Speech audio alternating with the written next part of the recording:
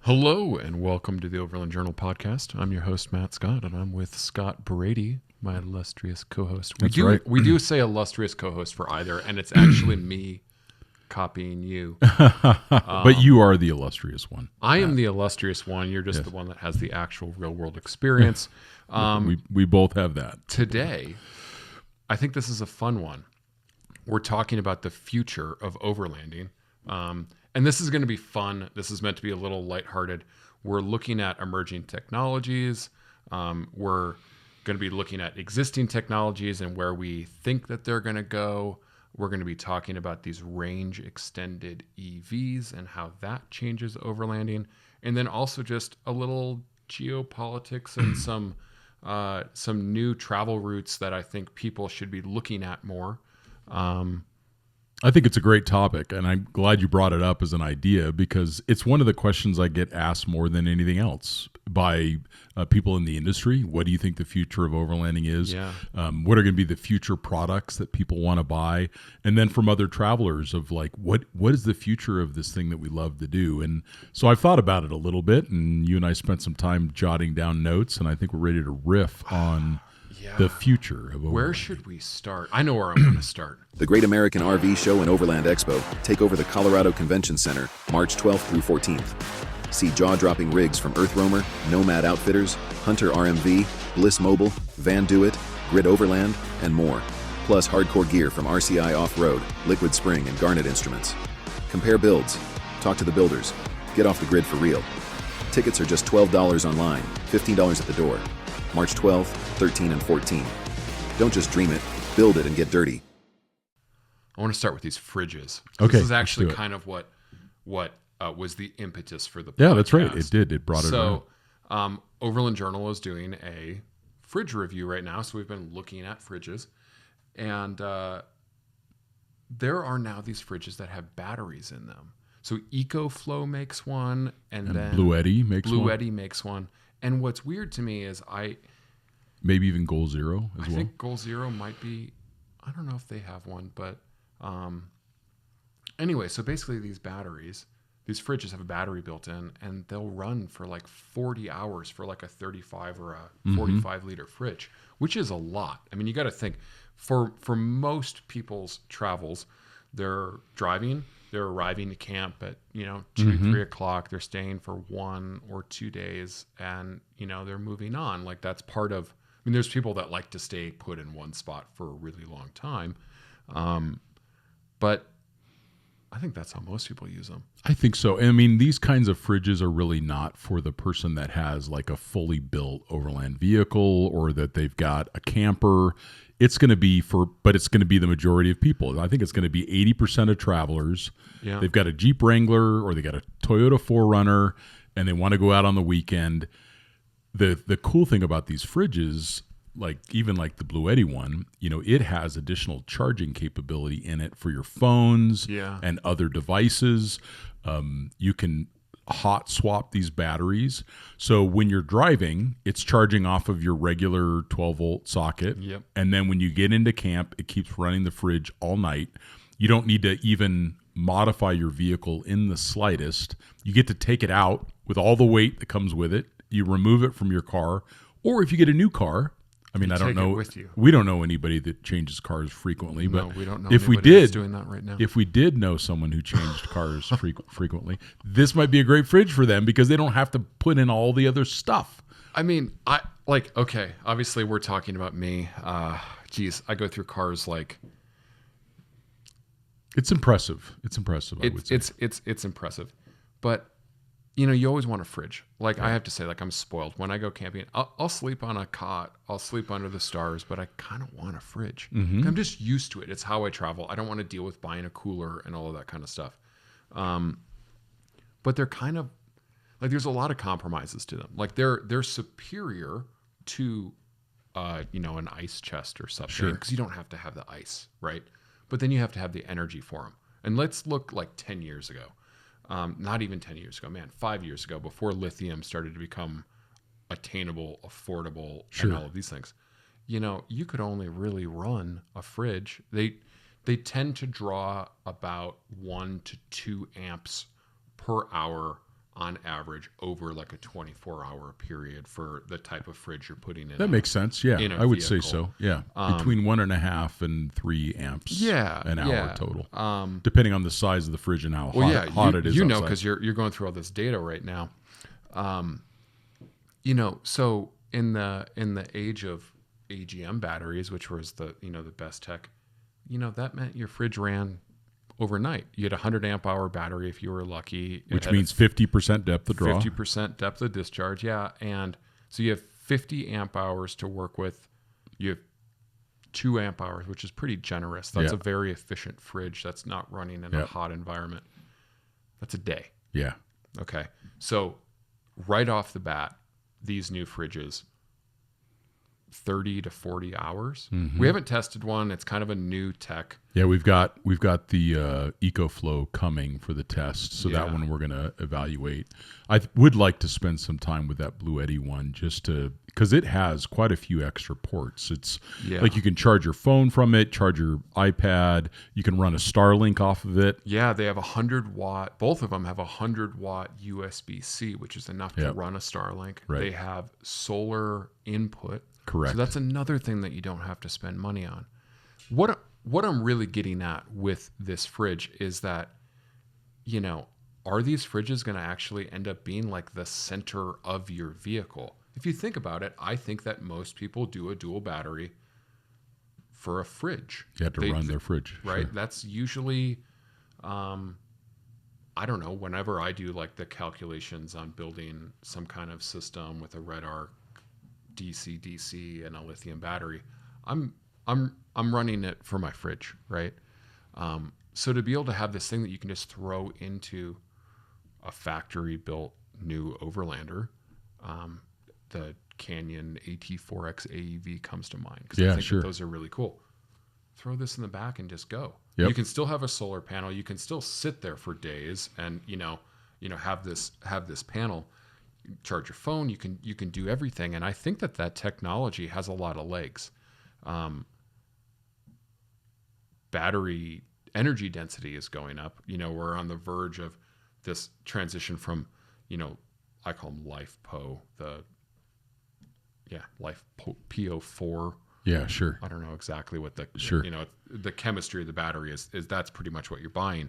And we're moving towards this semi-solid state, which like the electrolyte is like semi-dry, and then eventually solid state is completely dry electrolyte, and the energy density goes up. And then you look at these new silver batteries like from Samsung, like 80% charge in 9 minutes. It's crazy. I just think that as this progresses, it's going to be a wake-up call for some businesses in the space.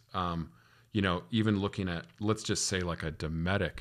Like if Dometic doesn't do this, they're the perfect ones to do it because they're trying to market these things as like 12-volt coolers. And they've also already got battery technology that they use and that they've developed, so it'll be pretty easy for them to integrate it.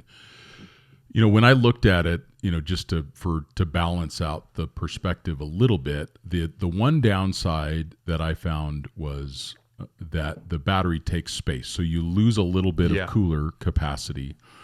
But the contrary to that is people oftentimes buy way too big of a fridge. Yeah. So you really only need, for 2 people, about a 35-liter fridge. Yeah, we're both down to like 25, 35-liter fridges. That's right. I did all of Africa with the 25, and it was more than enough. Yeah. You just kind of work food into it. But if you're a family of 4, you end up into that 55, 80-liter range for sure. And depends on how much you want to stay in the backcountry or access to food and things like that. But so if you kind of get one of these fridges that is the size of a 55, but because of the battery it ends up being a 45, I don't see that as a downside. I see that as being an advantage. Well, the battery has to go somewhere. That's right. Exactly. Right? In some vehicles they're easy to hide and kind of put in places. Again, I just think that it's just going to be so easy for people that I wouldn't want plug and go. I wouldn't want to be in the dual battery business looking at this. Unless they, and I think what'll happen, since we're talking about the future of overlanding, you're going to end up with fully integrated expedition vehicles where, it's got the go fast, it's got all of the systems installed. They've got, big compressors, and they've got, induction cooking, and they've got air conditioning, and they've got heaters, or like in my Scout, everything runs off of electrical now. So I have built a really big and complex electrical system to support all of that. But that's not most travelers. Most travelers are going to be, like we said, and they're going to be in their Lexus GX, and this kind of a fridge is going to solve a lot of problems for them. So I agree with you. It's a great new technology. I think it's super cool. I think that these dual batteries they're going to end up being a little bit more specialized. I also think that another, I'll say game changer for the future is the continued evolution of these, solar generators, the lithium power packs. We were talking, a lot of this came out from, me stuck at home planning trips, and I'm planning like this Silk Road thing right now to kind of keep myself busy. And my wife, Laura, kept saying, I just want something simple. Our Earth Roamer is pretty complex. The Earth Roamer portion is very reliable. The Ford portion, little less so. Yeah. But in our past vehicles that we've built, the wiring just gets complex. There's proper ways to do this stuff, and it just takes up a lot of space. I think like the Australians are the worst. Like, they will put a canopy on the back of their truck to like build an electrical system for an espresso machine, and then they have like room for a ham sandwich in the back. That's right. And I don't and they'll even have like a little toaster back there. It's like some interesting stuff. The Road Buddy oven to eat those nuclear little pies. Hot meat pies. Which, no judgment against that. Those are actually pretty good. That's actually pretty fun. But I still or a can taste burrito the for me. Taste buds. For me, it would be a burrito for sure. But you're right. I see some very complex battery systems in these trays. I mean, hey, guilty. Like, I do this stuff in my truck too. Like, but I'm wondering. I'm like, okay, so we're looking at like this. I'm just using it as the idea, this Silk Road trip. So I would have to buy a lithium battery. I'd have to buy I would probably do a Red Arc DC-DC. I bought that for my Grenadier, the Alpha one. Works really well, integrates solar as well, backfeed charges. Like, these systems are still cool, and I understand where they are. But I could also have a completely stock vehicle. And what I have learned is the moment you start touching the vehicle, the mechanics of the vehicle, the electrics of the vehicle, you start having problems. Yeah, for sure. I'm not saying all factory engineers are great, but generally they're pretty sorted compared to Matt in his garage with electrical tape and, sure. that kind of thing figuring out. But you can just run these lithium power packs now because they're cheaper. Like, yes. we kind of loosely ran the sums. It was like $7.99 for like a lithium power pack that was like 100 amp hours. Well, the ones that I saw that had inverters and everything in them, they run around $1,400. Okay. But that's all in. You got 100 amp hours, you got a inverter, you've got solar charge controller. Yeah. It's got everything into one unit.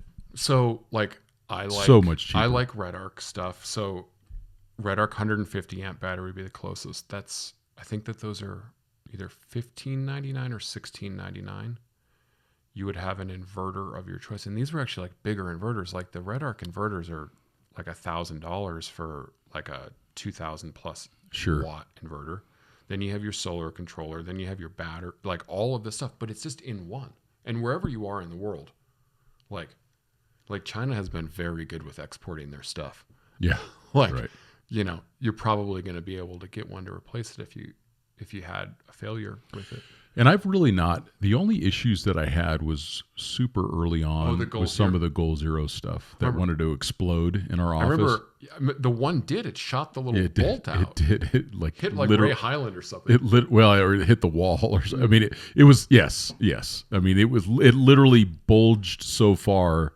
That was 15 years ago. That it fired a bolt into the wall. Yeah, and those were still like some kind of lead acid gel type battery. It could be, but the stuff right now, like I've been using the newer Goal Zero stuff without a problem, and I've been using this EcoFlow stuff without a problem, because we're trying to test this stuff. Like, these are things that you and I recognize are emerging technologies, and we want to stress test these things to see if they're even worth recommending. And I'm really impressed. I mean, so far I'm really impressed. Even when I did the East Coast of Africa, to your point, I wanted a stock vehicle. Yeah. And I didn't want to modify the Grenadier, so I took a stock car, put a roof rack on it. I got a little lithium battery pack that could run the fridge overnight while the car wasn't running. Mm-hmm. And that was the full extent of... And I could use that lithium power pack to also jumpstart the car if I needed to.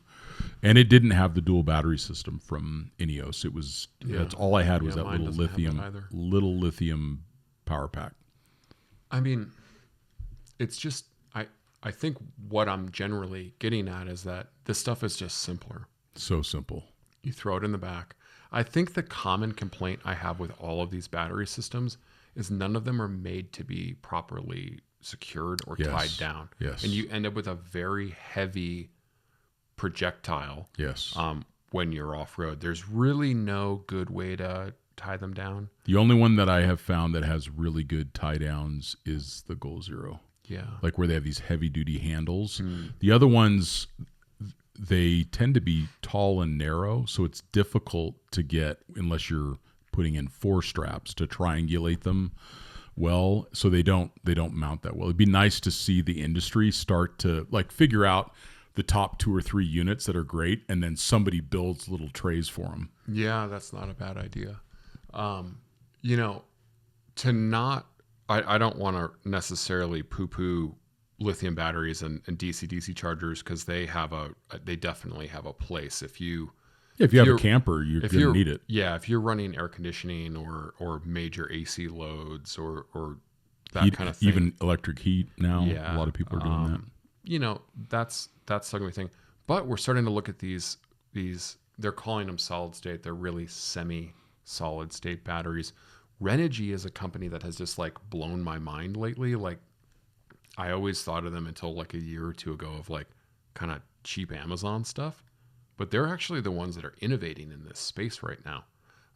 They have some really cool DC-DC chargers. I have not gotten into this for free. I've paid for it. Yeah. Like I have a 100 amp hour lithium battery from them that I was able to hide behind my little drawer fridge in the Grenadier. I mean, it's like 6 or 7 inches by 6 or 7 inches by 4 inches, and it's heated. Right. But their new range of batteries, they actually, like their Pro Series or something, they're like 120 and 240 amp hours. They're heated, and they actually have tie downs, like mounting points for bracketry that they include, so you can just quite easily secure the battery. So cool. And that's something that, like, these batteries don't conform to a core size anymore. It's not the Group 34 Optima battery cage that you put in the back of your truck anymore. They're all different sizes, and I don't know why more companies aren't creating a provision for tie down. Sure. The Red Arc battery, I guess, does have it, but I think they have like an H4 and H6 case that has the little angular piece at the bottom so you can secure it. Sure. I don't know. It's interesting. I mean, you can make these vehicles a lot simpler and I believe more reliable through the use of technology.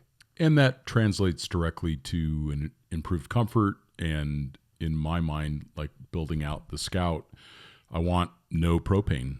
Yeah. I don't want to have an extra source for heat or air conditioning or anything else like that. But because of these new batteries are so small, I can fit, I think, 3 of the ones that you just described in the backs under the back seat of the Quartermaster instead of the 100 amp hour that's in there right now, just a standard AGM. So I can get up to about 300 amp hours there. I've already got about 240 amp hours in the camper. I can run the heater all night long. Yeah. So then it's a heat pump, right? Because you're using that EcoFlow. I use an EcoFlow heat pump. It's an air conditioner when it's hot out, and it's a heater when it's cold out. And then I have no more propane or any other liquid fuels to cook. I just cook with an induction cooktop, and it all works. It all works great. It's crazy to see the progression, because if you think of, for example, where I am with my camper, I have to run the air conditioning, I have 1,200 amp hours of lithium. I have a 3,000 watt inverter. I'm not saying it's old school, but it's starting to feel a little old school. It's obviously a larger space, so it has a different requirement. But that's what. And there's plugs, and people are plugging. Not us, but people are plugging in hair dryers and It's different. So you can still do that with I'm going to say a traditional system, but I don't know if that is the best option today, and I'm quite certain that in a year or two, I don't think that the casual overlander even needs to look at a lot of these things. Yeah. It's going to all be integrated. Well, and we were talking about Starlink. I mean, really, it's you want to charge your phone, you want to charge your lights. LED lights are half the time they have their own batteries. Sure. Yeah, check this thing out. Yeah, so this just got launched by Devos, and it's a lithium ion. It's a 10,000 milliamp hour battery that plugs right into the bottom of the Starlink Mini. It just fits right into the bottom of it, and it's got its own little stand you can see it if those are watching on YouTube, but it's got its own little stand. And then you can also charge it and charge your phone USB-C. So it's got 2 USB-C ports on it, so you can charge a phone or something else if you needed it, and charge it using USB-C. So just 10 hours. These 3 things that we've talked about: the fridge, the Starlink batteries. Well, let's actually talk a little about the Starlink battery. It's inevitable that Starlink has a Mini with a built-in battery. Yeah, or it's an accessory at least from them. Or an accessory or something. I mean, if you think about it practically, they have spent a huge amount of money getting these satellites up there, and they need subscription revenue. Sure. Well, currently to run you do have these batteries and stuff, which are like an aftermarket solution. Mm-hmm. But if they had something factory, I mean, every contractor in the world's going to have one. I mean, it's $50 for unlimited. Yeah. It's unlimited now. It used to be $50 for 50 or 40 gigs. Now it's I think it slows down a little bit. Why wouldn't you have one? Imagine being the cell phone providers right now. Yeah. Because it's not only Starlink. Now there's Blue Origin. People are putting up constellations of satellites. You're no longer going to need to have a cell phone provider. You're just going to think about it. If you didn't have, let's say you pulled the SIM out of your phone and you're traveling around with a Starlink, or the phone itself has Starlink on it, you don't need to have this Verizon, coverage anymore. It's now works everywhere. We switched our phone plan for this reason. We're generally at home, or we're out in the Roamer, or we're out in the Grenadier. All of those vehicles have Starlink. It's $50 a month. This is stupid, but we got this Mint Mobile thing. It's $15 a month unlimited. So I went and got 2 Starlink subscriptions and a cell phone bill for 2 people, or a plan for 2 people, and it's cheaper than my Verizon was. Yeah. Yeah, the satellite internet thing has obviously revolutionized a lot in this space. It's allowed, I think particularly for expedition vehicles and van life, you can properly work from anywhere now. Oh my gosh, it's insane. It's gonna insane. And you said Blue Origin. This is great news for everybody except despots and dictators, because they won't have a but that's a really good point though, Matt, because when we were traveling just recently with the Milestones expedition down West Africa, we actually encountered several countries where Starlink was geofenced. So it did not work at all in Togo. It did not work at all in Angola. It did not work at all in Namibia. Now, Namibia is imminent that it will be working, but I know South Africa, it doesn't work because they have some. It did work in South Africa because they're so close to an agreement with Musk. Okay. So, and it's actually going to be really neat. I think Starlink is going to be provided to 2,000 remote schools. Oh, that's kind of fun. and like all the equipment, all the stuff covered, and then they get to sell Starlinks in South Africa. I mean, equal access to information. Yeah, is key. what this is like. And a lot of governments want to control that. Yeah, I mean, we've seen that. But in the also, news recently. what a projection of American soft power, man! Yeah, like, exactly. We're back, baby. Yeah, we're trying. Information, courtesy of America. Yeah. But this is also something that we were talking about. It's just like travel and how travel is going to change. We're talking about this like the Silk Road thing. Yeah. You're talking about Africa, and there's a lot of countries that are. I feel like we're coming into a period of stability or total war. I don't know. It could go either way. Yeah, that's right. Time will tell. But like, I saw on your list like e-visas. Yeah. Is like, it's so easy. I mean, when you did the Silk Road with Charlie back in the day, the hoops that you had to jump through to get the visas. Insane. I think for like Kyrgyzstan, I have to like apply for a visa, but everything else is like visa on arrival or like e-visas for Americans. Not everybody has an American passport, EU passport, And a special thanks to Nitto Tire for supporting this week's podcast. At Overland Journal, we've trusted Nitto tires around the globe and installed them on our long-term Jeep Wrangler project. Their latest Terra Grappler G3 all-terrain light truck tire features a 3P mountain snowflake rating and a new rubber compound and tread pattern that significantly enhances wet road and rock traction. The updated tread design also reduces road noise and offers a 70,000-mile warranty for metric sizes and a 55,000-mile warranty for light truck and flotation sizes. We are also excited about their expansive new sizes, including the first all-terrain we found in the legendary 255/80 R17 size. For more information, visit nittotire.com. Thanks again, Nitto. It's so much easier. I mean, I had to have a visa for most of those countries. I had to have a minder going through Turkmenistan, like in the car with us. So it was definitely a different time. And some of these border posts were little shacks. Now, the people were incredible. Yeah. The border guards were incredible. But they were little shacks.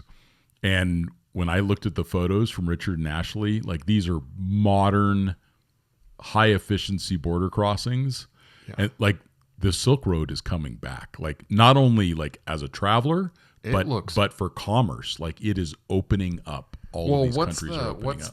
The Belt and Road Initiative or something that China's doing is all going through that area. Yep. Well, we were kind of joking about that. It's like, if one of these power packs broke, you could find it on it's gonna be there the next day. Stop the train at the next. Stop the train.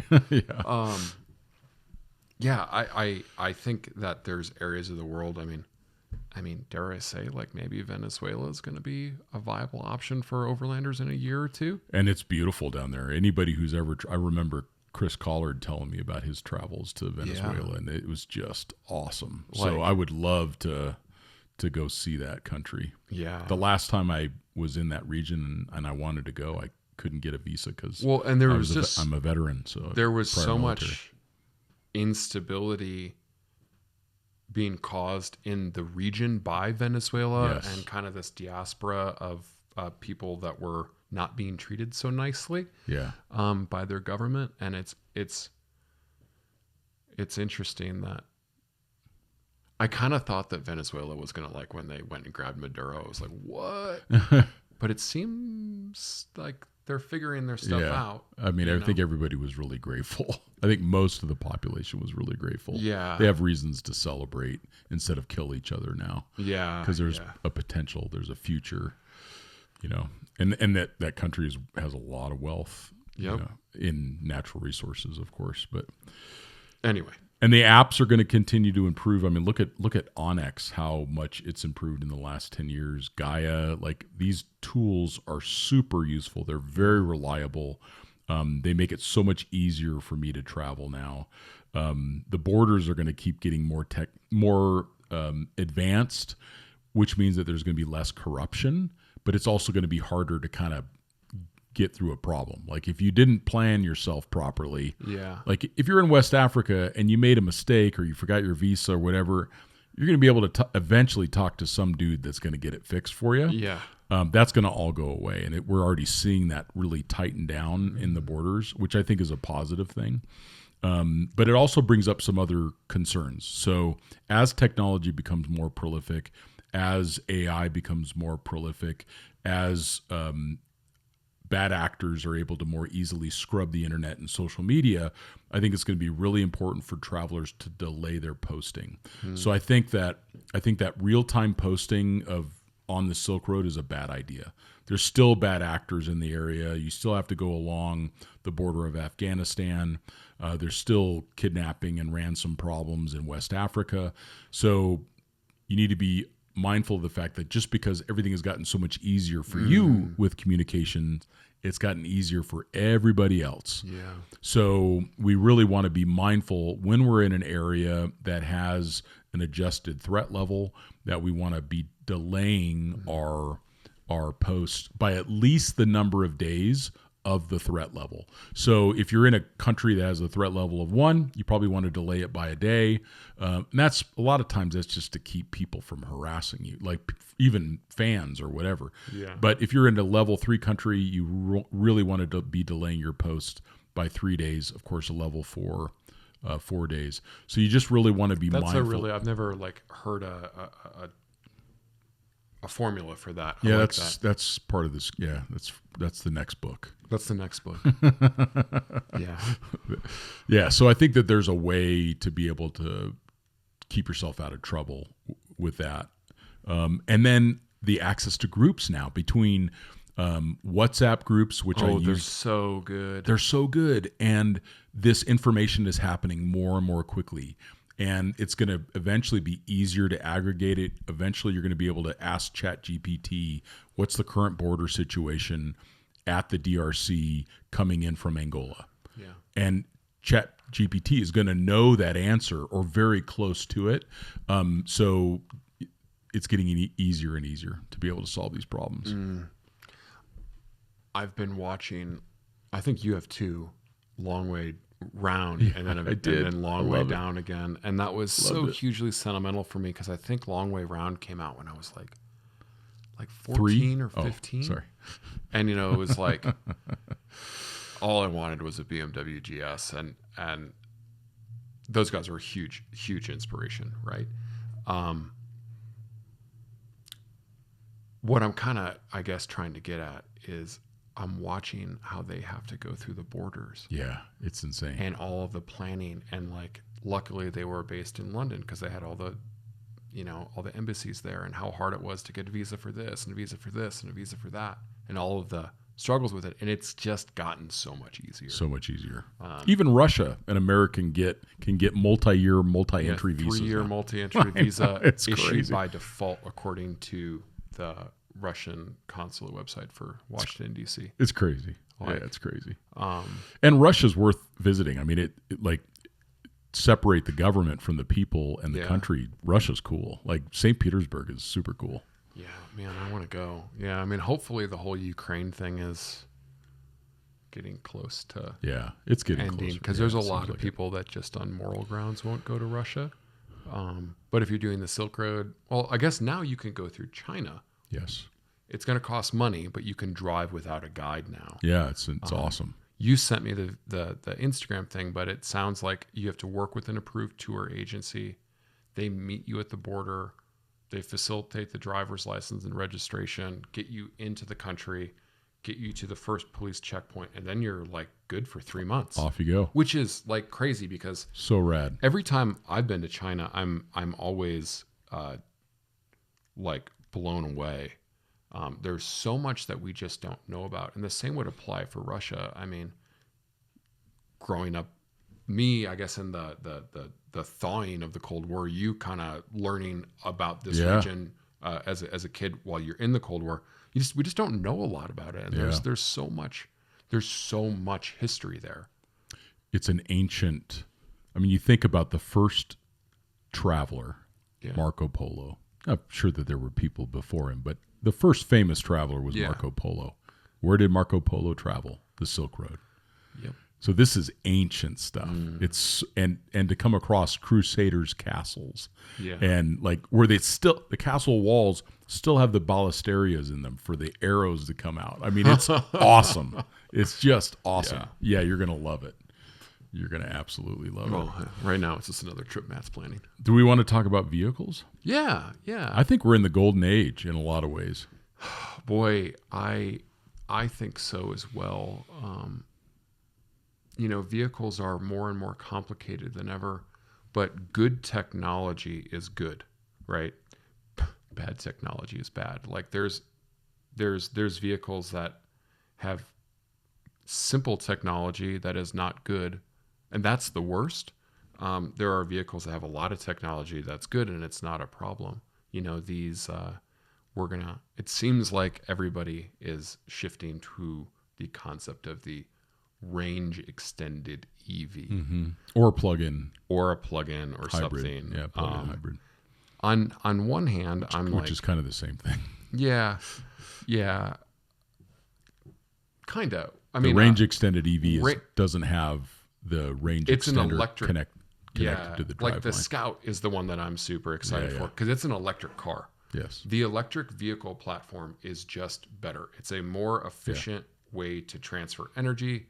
It's more reliable. It's simpler. It's faster. Higher technology, but simpler, right? I mean, I always tell people, think of every needle bearing that's in your engine.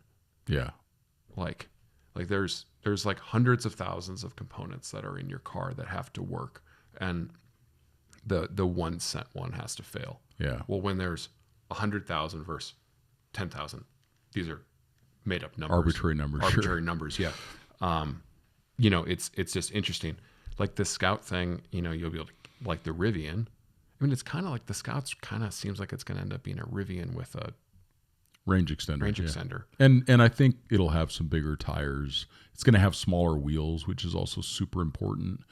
But the thing that I love about the range extender, you come into camp and the thing just runs all night. You wake up in the morning and it's got like nearly a full battery. Yeah.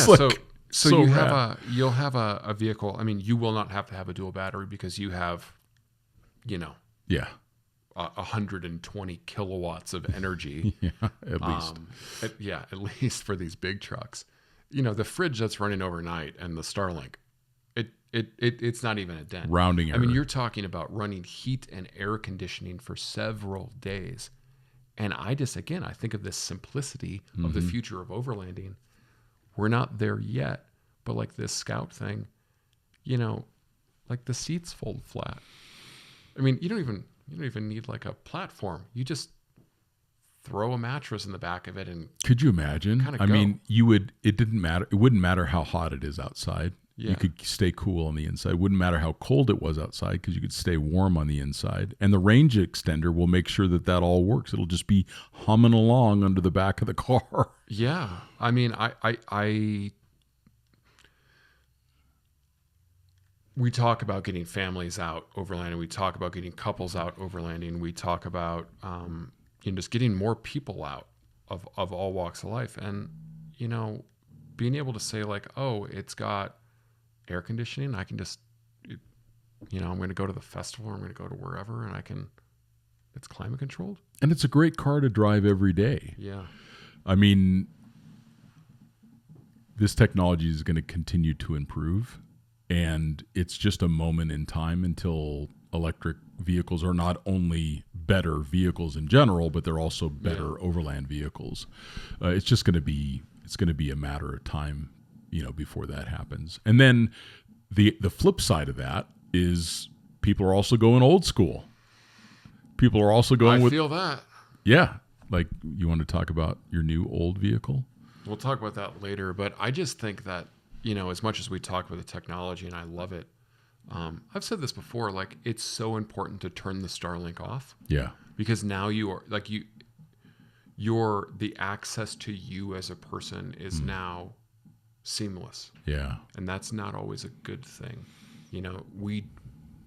Let's not forget why we do this. Right. We do this Well, we do this all for ourselves, right? Like if you're just, I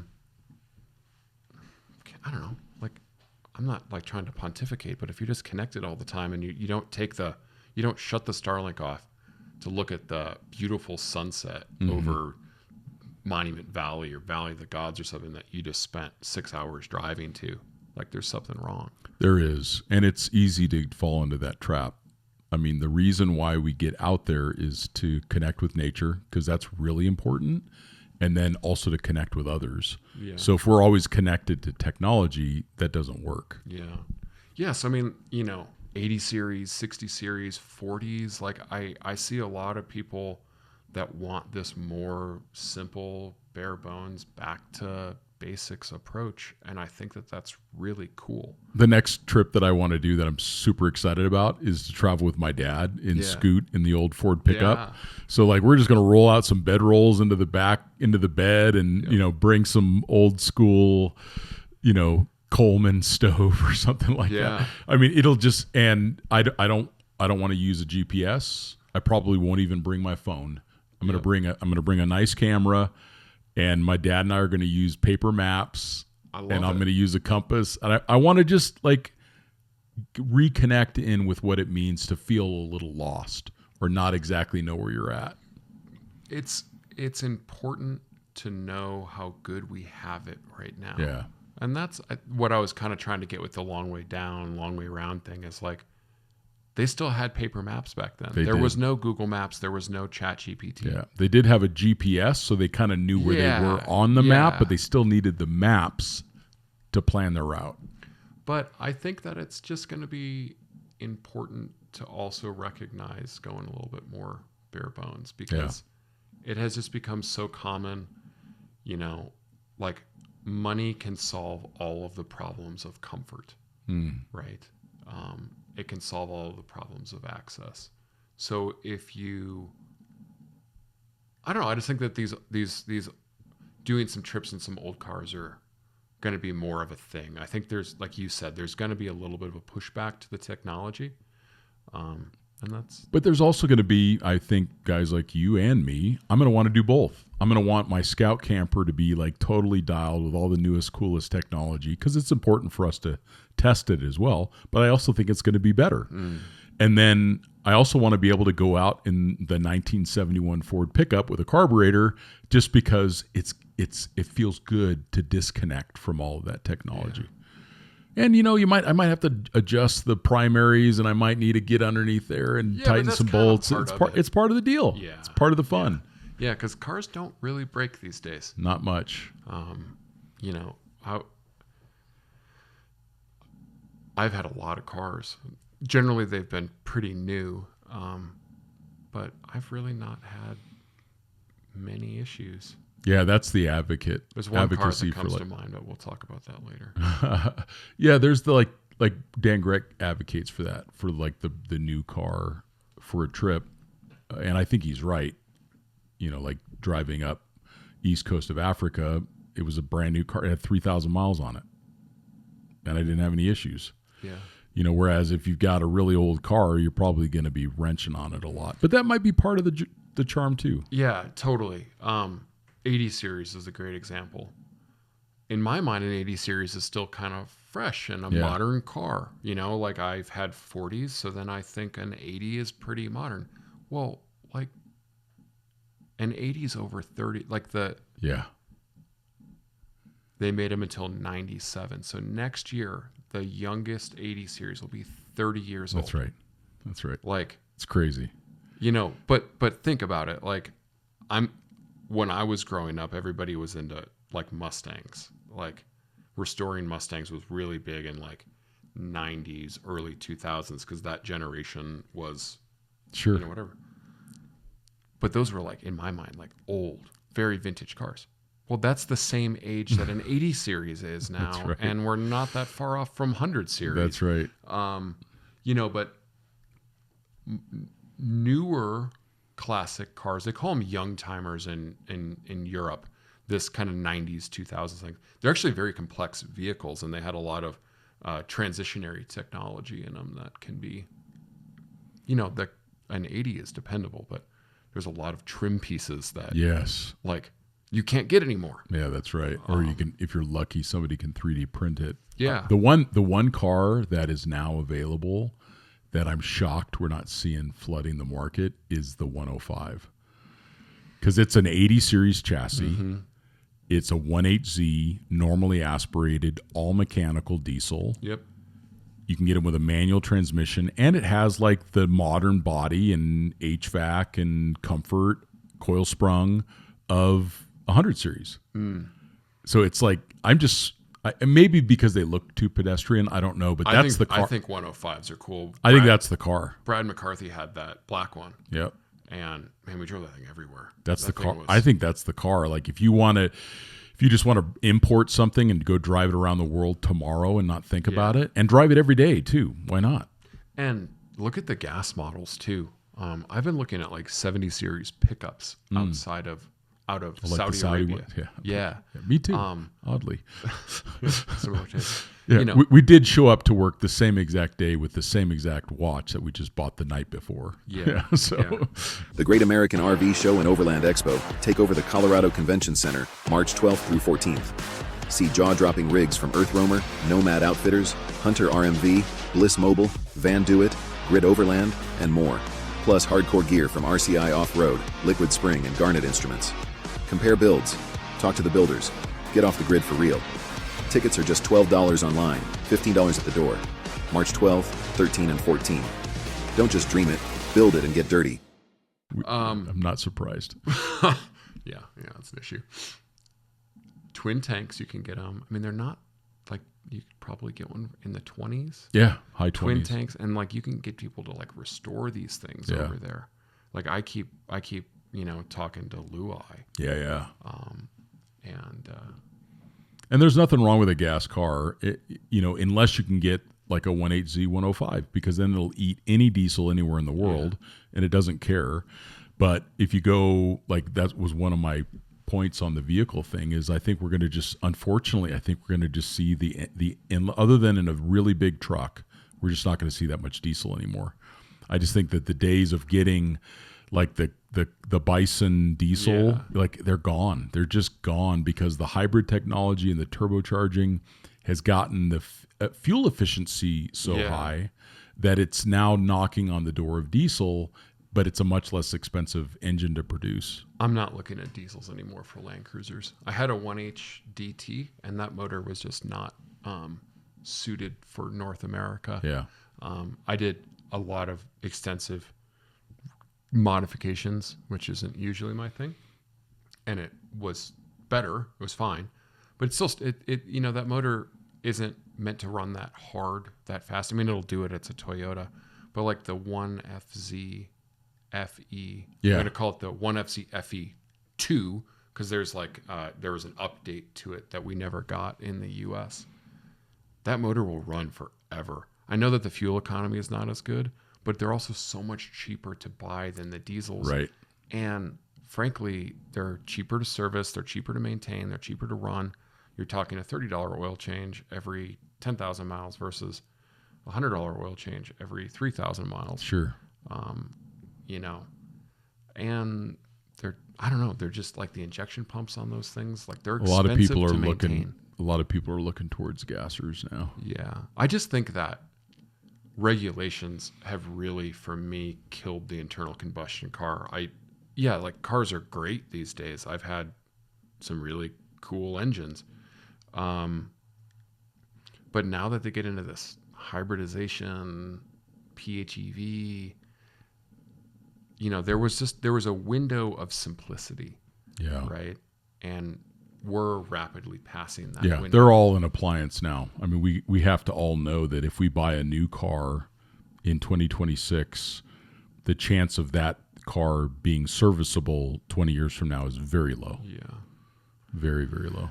I mean, I just bought an AEV Prospector again. It's my third one. The reason I keep going back to those things, though, is like it's like the ex-girlfriend. You just can't let her go. I can't. When I got rid of my last one. What is it? Tell me what it is about the Prospector. What brings you back to her every time? Oh, it's honest. It works. The motor is for what it is, it's very simple. Like I have 2 of the 6.7s. I have the Earth Roamer, which is the F550, and I have the Ram. The Earth Roamer engine, the 6.7 Power Stroke, terrifies me. It is so complicated. There's 2 cooling systems. There's a million it's a very complex engine. The Ram engine is also complex, but I mean, you just look underneath the hood. Yeah, you can see the valve cover. Yeah. Yeah, it's like, oh, I could replace that. I could replace that. I could sure. replace that. I'm like, I've spent a lot of time with my Ford, and I have like that's got to go to somebody to get fixed, right? And then I feel like I simp for AEV, but it's just the AEV stuff. Yeah. Like, it just works. Yeah. And I'm just comfortable with it. Like, and it looks great. I mean, these are great looking trucks. I know that if I buy an AEV product, one, I'm not going through the expense of building it myself. It's really easy in and out for me. Resale value improves because of the AEV stuff. Yeah, I mean, they just work well, I guess is all I'm trying to say. Another thing I think is interesting is tire technology. These new hybrid tires are going to be the sweet spot for most overlanders because they're able to get the road noise down from a mud terrain, but they're able to improve traction, mechanical keying, overall like soft conditions, mud, snow performance. So I really look forward to seeing. I think we're on the cusp of the hybrid tire really having its heyday. And that's going to just take away that decision for overlanders of like, am I going to be in a muddy area or am I going to be in the desert or do I need to worry about fuel economy or wet condition braking? I think that the hybrids are going to solve that. And I'm really excited to see how that part of the market improves. I had a set of the BF Goodrich HD terrains on my Grenadier. I think the tire looks great. Durable. I think it's a perfect choice for an overlander. I mean, definitely more road noise than an all-terrain. Less snow, ice performance, but it was a nice tire. I mean, it looks very durable.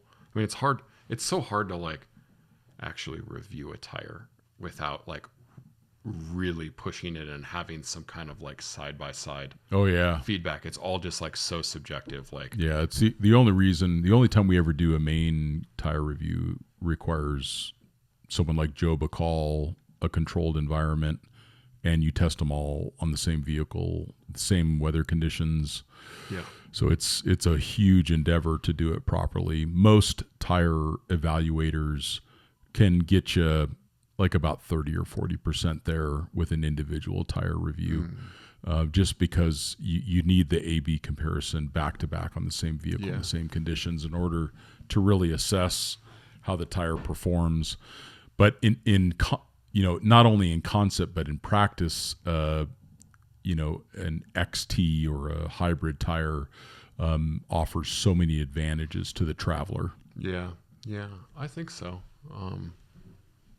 Yeah, I don't know. And then, like from the very beginning, when this is, I think, something that a journey that you and I have both been on, maybe even a couple times, is just coming back to simplicity. Yeah. It's like I think we need to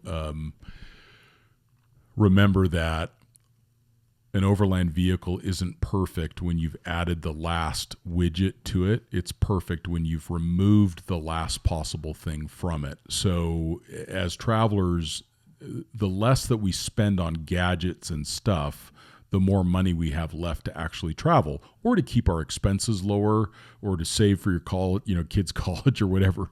I mean, I think that the key is the simplicity has many benefits.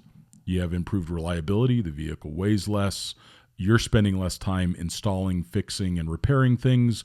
You also have a much lower cash outlay because you're not installing as many things. And you're more likely to keep the car. What I have noticed in the 20 plus years that I've been doing this is as soon as someone's done with their build, it goes up for sale. Yeah. A lot of times, because it's been such an exhausting endeavor to build this thing. Their credit cards are all maxed out and they're like, this is insanity. and they sell it. Whereas if you keep the car simple, you're also going to be able to resell it easily. Yeah. You're probably not going to, ruin your warranty or get the vehicle out of warranty. So if you can, I mean, those that are listening, please just try to keep the things, anything that you do related to travel and gadgets and stuff and cars and motorcycles, try to keep them as close to stock as you can, and the minimum modifications that it requires for the conditions that you're traveling in. We've been talking about it for a while, but there are so many, like, vehicles have become so capable. Yeah. But people still modify them. It's in a lot of people's nature. It's certainly in my nature. But like, I watched you do this with your Grenadier. You drove that car stock for longer than I've seen you drive any other car stock. Should have left it stock. I would agree. Like, my experience with the Quartermaster has been different because the car's stock. Well, if you notice, when I messed with the suspension, that's when I started having all of my handling issues, like all of these things. And the drive shaft and everything else. I believe in keeping cars just like within their like engineered envelope. Yeah. AEV has figured out, for example, how to get more out of it, but it's a cohesive system, and that's why I'm so. But Dave talks about that all the time. He starts with a full-size heavy-duty truck. Yeah. Full-size heavy-duty trucks by nature have to have huge margins of safety and strength because they're towing 30,000 pounds or something like that. Yeah. So now you can't tow 30,000 pounds with a Prospector anymore, but you can certainly throw 40s on it and load it up, tow your boat to the lake or go off-road or, it's going to have plenty of headroom. Well, I keep going back to the 2500 Ram because it's the perfect size. Compared to, let's say, the Ford has a much longer, the hood is longer, the cab is longer. Oh, interesting. And the bed is longer. Interesting. So like a long bed Ram crew cab 4-door is the same length as the short bed Ford. I'm generalizing. And the 2500 and 3500, because it's like a 6.4 bed, 6.5 bed.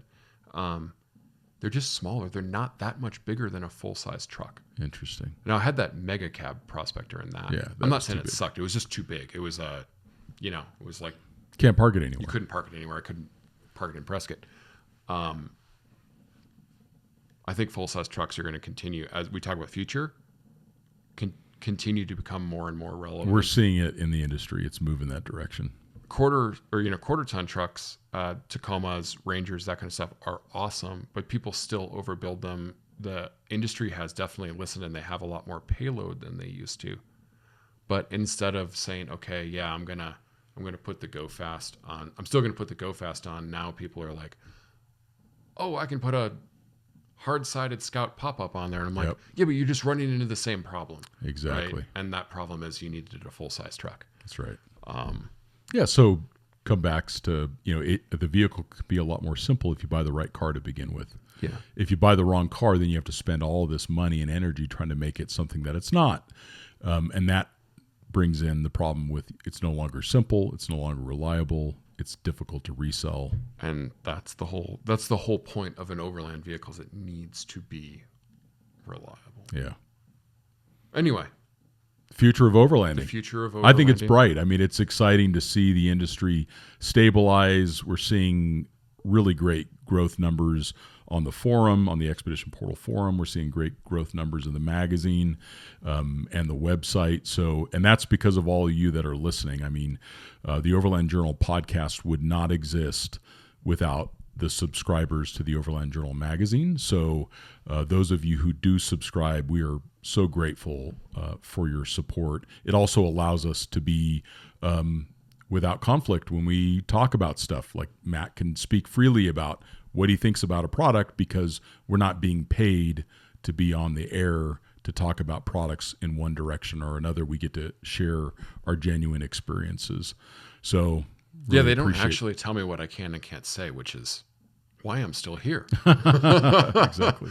Well, it's the whole point of journalism. So I think so. In today's day and age, we need that more than ever. So yeah. Well, cool. I don't know. I'm super excited. I will say for the future. I think that this podcast was meant to be a little fun, kind of conceptually looking at where things can go. What I'm most excited about is these technologies that are coming out that are imminent or in place will just make it easier for people to do this. So it'll make it more affordable. It'll make it easier, more comfortable. I think that's going to get more people out. And I think that that's, at the end of the day, the goal is to inspire more people to travel and take a look at some of these things. I agree. Thanks for another great one, Matt. Yeah. We thank you all for listening, and we'll talk to you next time.